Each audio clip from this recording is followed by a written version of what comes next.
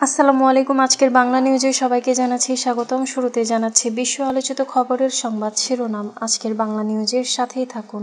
গাজায় জিম্মি ব্যক্তিদের পরিবারের প্রতি সংহতি জানিয়ে হাজারো ইসরায়েলি দেশজুড়ে ধর্মঘট সহ বিক্ষোভ কর্মসূচিতে অংশ নেন। ইউক্রেনের প্রেসিডেন্ট ভলোদিমির জেলেনস্কি চাইলে মুহূর্তের মধ্যে যুদ্ধ বন্ধ করতে পারেন জানিয়েছেন মার্কিন প্রেসিডেন্ট ডোনাল্ড ট্রাম্প। ইয়েমেনের হুতি বিদ্রোহীরা ইসরায়েলের বেন গুরিয়ন বিমানবন্দর লক্ষ্য করে একটি বড় সামরিক অভিযান চালিয়েছে। হুতির হামলায় অচল ইসরায়েলি বিমানবন্দর। ফিলিস্তিনি মাঝে মাঝে নকবা ঘটানো দরকার এবং গাজায় ক্রমবর্ধমান মৃত্যু সংখ্যা ভবিষ্যৎ প্রজন্মের জন্য অপরিহার্য জানিয়েছেন ইসরায়েলের সামরিক গোয়েন্দা বিভাগের প্রধান আহারন হালিভা। ভারত ও পাকিস্তানের মধ্যে যুদ্ধবিরতি ধরে রাখা অন্তত কঠিন এবং তা যে কোনো সময় ভেঙে যেতে পারে বলে মন্তব্য করেছেন যুক্তরাষ্ট্রের পররাষ্ট্রমন্ত্রী মার্কো রুবিও। নির্বাচন অনুষ্ঠানের সময় নিয়ে বিভিন্ন দলের নিজস্ব হিসাব নিকাশ ও রাজনীতি আছে উল্লেখ করে উপদেষ্টা সৈয়দা রেজওয়ানা হাসান বলেছেন, প্রধান উপদেষ্টার ঘোষণা অনুযায়ী ফেব্রুয়ারির প্রথমার্ধে নির্বাচন হবে। এতক্ষণ শুনছিলেন বিশ্ব আলোচিত খবরের সংবাদ শিরোনাম। এবার বিস্তারিত। গাজা যুদ্ধ বন্ধ ও জিম্মিদের মুক্তির দাবিতে ইসরায়েল জুড়ে ধর্মঘট বিক্ষোভ। গাজায় জিম্মি ব্যক্তিদের পরিবারের প্রতি সংহতি জানিয়ে হাজারো ইসরায়েলি গতকাল রোববার দেশজুড়ে ধর্মঘট সহ বিক্ষোভ কর্মসূচিতে অংশ নেন। হামাসের সঙ্গে সমঝোতায় পৌঁছে যুদ্ধের অবসান এবং অবশিষ্ট জিম্মি ব্যক্তিদের মুক্ত করতে বিক্ষোভকারীরা ইসরায়েলি প্রধানমন্ত্রী বেনিয়ামিন নেতানিয়াহুর প্রতি আহ্বান জানান। বিক্ষোভকারীরা ইসরায়েল পতাকা ও জিম্মি ব্যক্তিদের ছবি হাতে নিয়ে স্লোগান দেন। স্লোগানের পাশাপাশি বাঁশি, হর্ন ও ঢাকের শব্দে মুখর হয়ে উঠে সারা দেশ।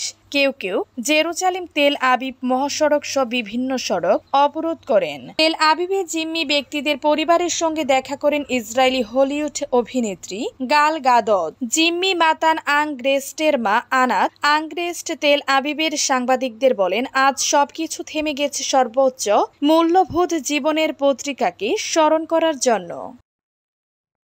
জেলেনস্কি চাইলে মুহূর্তে যুদ্ধ বন্ধ করতে পারেন জানিয়েছেন ট্রাম্প। ইউক্রেনের প্রেসিডেন্ট ভলোদিমির জেলেনস্কি চাইলে মুহূর্তের মধ্যে যুদ্ধ বন্ধ করতে পারেন, তবে এজন্য ক্রিমিয়া ফেরত পার আসা ও পশ্চিমা সামরিক জোট নেটোতে যোগদানের স্বপ্ন ত্যাগ করতে হবে বলে জানিয়েছেন মার্কিন প্রেসিডেন্ট ডোনাল্ড ট্রাম্প। রোববার 17 আগস্ট নিজের মালিকানাধীন সামাজিক যোগাযোগ মাধ্যম ট্রুথ সোশ্যালে দেয়া এক বার্তায় তিনি এই মন্তব্য করেছেন।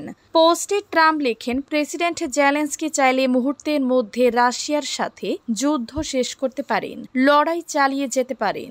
ওবামার আমলে হারানো ক্রিমিয়া আর ফেরত পাওয়া যাবে না, আর ইউক্রেনের নেটোতে যোগ দেওয়া সম্ভব নয়। আজ সোমবার ইউক্রেনের প্রেসিডেন্ট ও ইউরোপীয় নেতাদের সাথে হোয়াইট হাউসে বৈঠক করার কথা রয়েছে ট্রাম্পের। তার আগেই জেলেনস্কির উপর চাপ সৃষ্টি করলেন তিনি।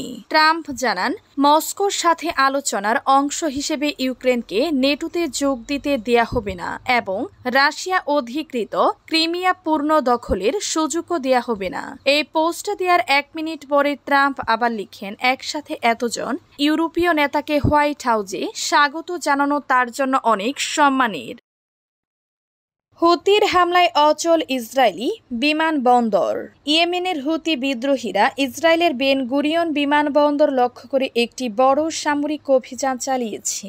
এই আক্রমণে বিমানবন্দরটির কার্যক্রম সম্পূর্ণ বন্ধ হয়ে গেছে। লক্ষ লক্ষ ইসরায়েলকে আশ্রয় কেন্দ্রে যেতে বাধ্য হয়েছে।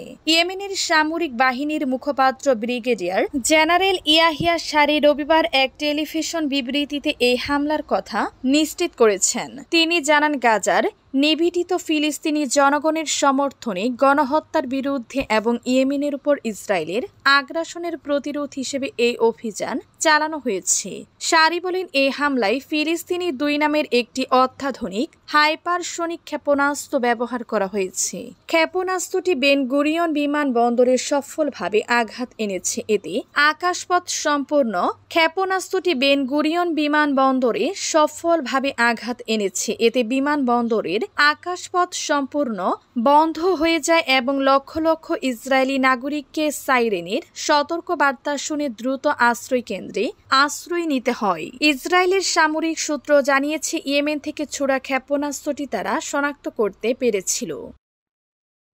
ফিলিস্তিনে মাঝে মাঝে নাকবা ঘটানো দরকার জানিয়েছেন সাবেক ইসরায়েলি গোয়েন্দা প্রধান। ৭ অক্টোবর ইসরায়েলের হামাসের হামলা ঠেকাতে ব্যর্থতার জন্য গত বছর পদত্যাগ করেন ইসরায়েলের সামরিক গোয়েন্দা বিভাগের প্রধান আহরন হালিফা।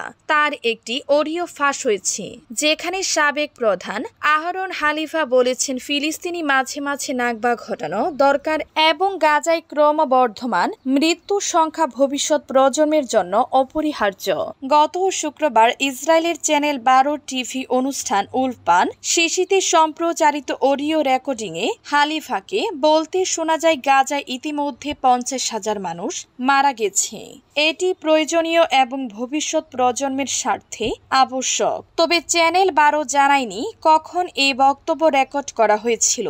তবে গাজার স্বাস্থ্য মন্ত্রণালয়ের হিসেবে মার্চে নিহতর সংখ্যা ৫০,০০০ ছাড়িয়েছিল। বর্তমানে তা বেড়ে দাঁড়িয়েছে ৬১,৮৯০ জনে। ভারত পাকিস্তান যুদ্ধবিরতি যে কোনো সময় ভেঙে যেতে পারে জানিয়েছেন যুক্তরাষ্ট্র। ভারত ও পাকিস্তানের মধ্যে যুদ্ধবিরতি ধরে রাখা অন্তত কঠিন এবং তা যে কোনো সময় ভেঙে যেতে পারে বলে মন্তব্য করেছেন যুক্তরাষ্ট্রের পররাষ্ট্রমন্ত্রী মার্কো রুবিও। তিনি বলেন যুদ্ধবিরতির সবচেয়ে বড় জটিলতা হলো সেটি বজায় রাখা। রুবিওর ভাষায় প্রতিদিন আমরা খেয়াল রাখছি পাকিস্তান ও ভারতের মধ্যে কি ঘটছে। রোববার ১৭ আগস্ট মার্কিন সম্প্রচার মাধ্যম এনবিসি নিউজকে প্রচারিত এক সাক্ষাৎকারে রুবিও বলেন যুক্তরাষ্ট্রের প্রেসিডেন্ট ডোনাল্ড ট্রাম্প দুই প্রতিবেশী পরাশক্তির মধ্যে সম্ভাব্য পারমাণবিক সংঘাত এড়াতে ভূমিকা রেখেছেন। রাশিয়া ইউক্রেন যুদ্ধের প্রসঙ্গ টেনে তিনি বলেন অস্ত্রবিরতি তখনই কার্যকর হয় যখন উভয় পক্ষ গুলি চালানো বন্ধে রাজি হয়, কিন্তু রাশিয়া এখনো তাতে সম্মত হয়নি। তার মতে ইউক্রেনের ৩.৫ বছরের যুদ্ধের মতো পরিস্থিতির পর যুদ্ধবিরতি হলেও তা দ্রুত ভেঙে যেতে পারে। তবে লক্ষ্য কেবল অস্ত্রবিরতি নয়, বরং এমন এক শান্তি চুক্তি যা বর্তমানেও যুদ্ধ রোধ করবে এবং ভবিষ্যতেও সংঘাত এড়াবে। ফেব্রুয়ারির প্রথমার্ধে নির্বাচন হবে জানিয়েছেন উপদেষ্টা রিজওয়ানা। নির্বাচনের অনুষ্ঠানের সময় নিয়ে বিভিন্ন দলে নিজস্ব হিসাব নিকাশ ও রাজনীতি আছে উল্লেখ করে উপদেষ্টা সৈয়দা রিজওয়ানা হাসান বলেছেন, প্রধান উপদেষ্টার ঘোষণা অনুযায়ী ফেব্রুয়ারির প্রথমার্ধে নির্বাচন হবে। রোববার সচিবালয়ে সাংবাদিকদের সঙ্গে আলাপকালে এক প্রশ্নের জবাবে উপদেষ্টা এই কথা বলেন। সৈয়দা রেজওয়ানা হাসান পরিবেশ, বন ও জলবায়ু পরিবর্তন মন্ত্রণালয় এবং পানি সম্পদ মন্ত্রণালয়ের উপদেষ্টার দায়িত্বে রয়েছেন। এনসিপির একজন নেতা বলেছেন ফেব্রুয়ারিতে নির্বাচন হবে না, বিএনপি চাচ্ছে যথাসময়ে নির্বাচন পিছিয়ে যাবে কিনা, সরকারের পরিকল্পনা কি জানতে চাইলে উপদেষ্টা রেজওয়ানা হাসান বলেন